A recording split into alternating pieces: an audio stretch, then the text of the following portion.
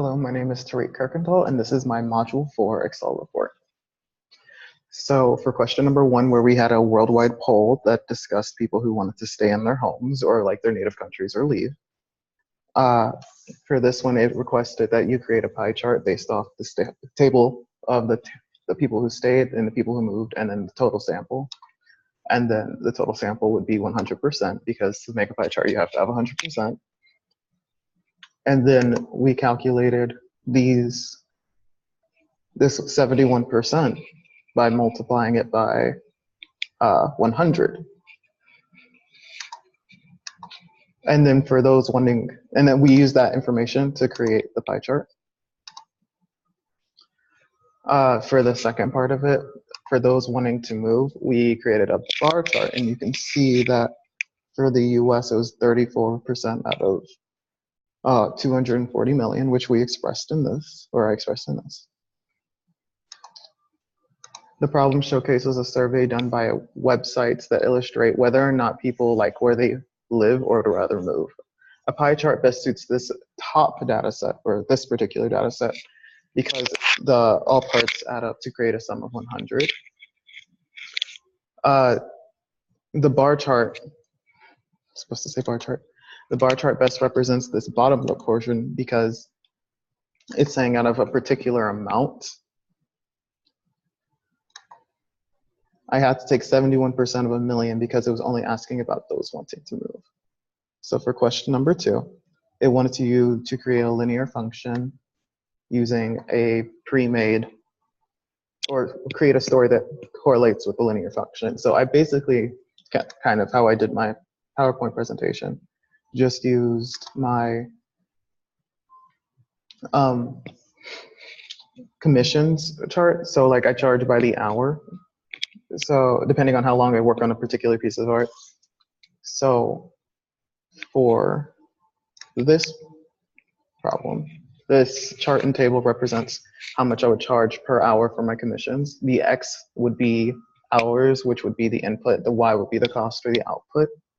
On the graph, you can see that the X is on the X-axis and the Y is the Y, or Y is the Y-axis, or the cost or the output. I chose to select 7 hours. At 7 hours, I made I would charge $7.25, so $7.25, and that's located by the cute little triangle.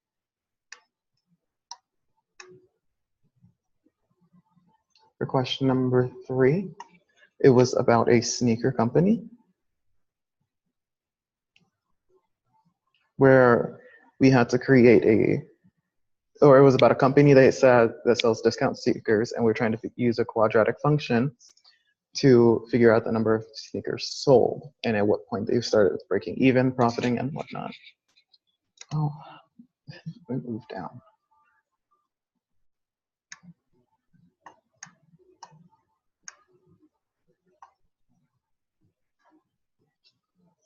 So at $0, that's when they started selling. They put in $240, so they were negative $240. They had lost that much to start up the company, so I guess it was an investment.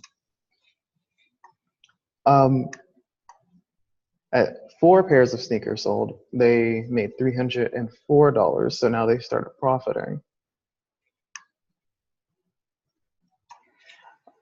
This model shows an initial investment of $240, or no, $250 that was used to start the company.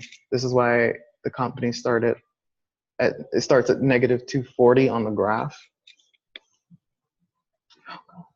The company hit rock bottom at $300, but quickly recovered after they started getting money rather than losing. They sold around 13 pairs of sneakers before they were able to break even. After the company sold 19 pairs of shoes, they made $500.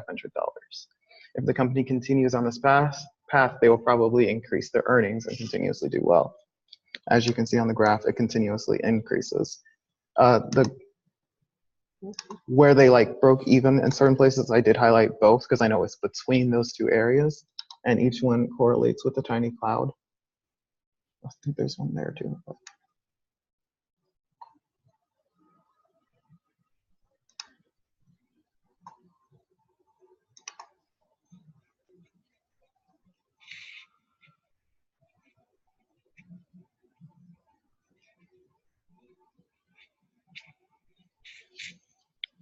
For question number 4, when it's discussing an object that has been thrown at some height by an initial velocity, we were trying to calculate the amount of time it would take for it to hit the ground and like what is the arc of movement that it goes through, or like maximum height.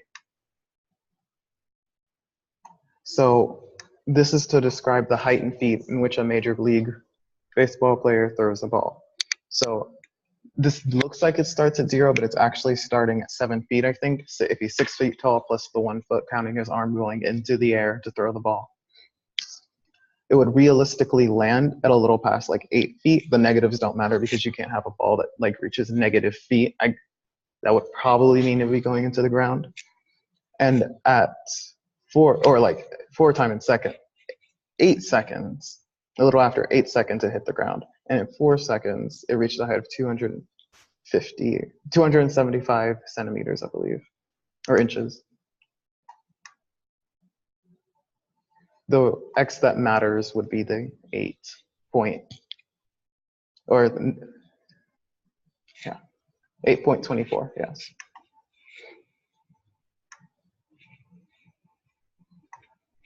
So for question number 5, it was about a new resort that opened in Costa Rica that was created by a mathematician.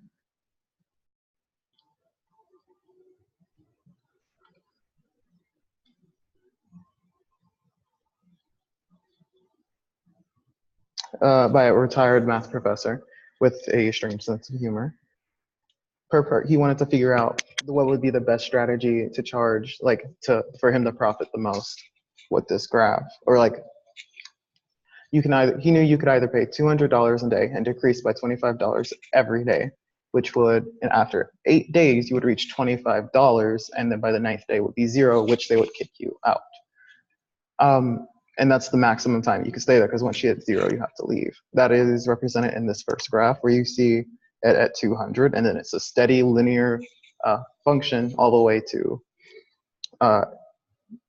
a little at 9 days where it reaches 0, which would be the end of your stay. For option number 2, it was $300 a day subtract 10 times the square of the number from the days of previous cost. So let me click in these so you can see my formulas.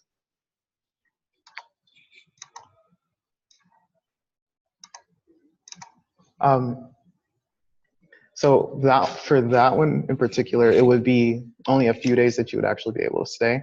You start off at 300, and then you would go to 90 because it's subtract 10 times the square of the number from the first. So 250, and then 160, and then it would go like quickly plummet to 0. So the max amount of days you could stay would be 4, or 5 days and 4 nights.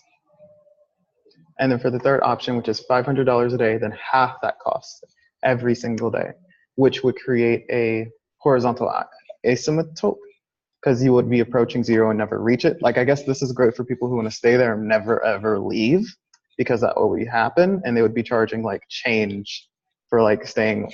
Maybe 5 cents would become an entire month.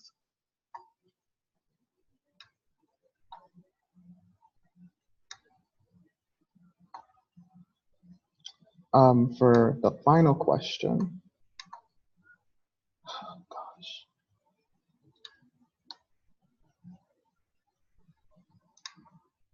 Oh, I recommended that if you are someone who wants to live there or like stay a night at the hotel or a resort, then you would, as a client or a customer, you would want option 3 because it would get really cheap for you to stay, even though it starts off kind of costly. But if you are the math professor and you want to profit, then I think the best option was number 1. It was a max amount of 8 days. It doesn't go on forever. And the max you can make is $900.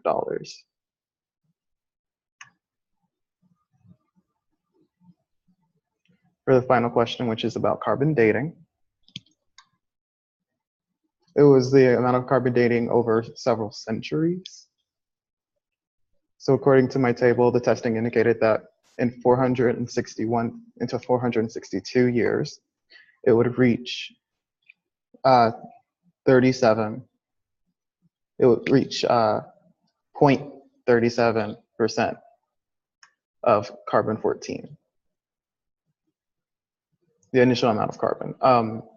The graph indicates it like starting at 100% carbon and then sharply decreasing in 200 years and then kind of flatlining by 500 and then ceasing past that. Yep. Thank you.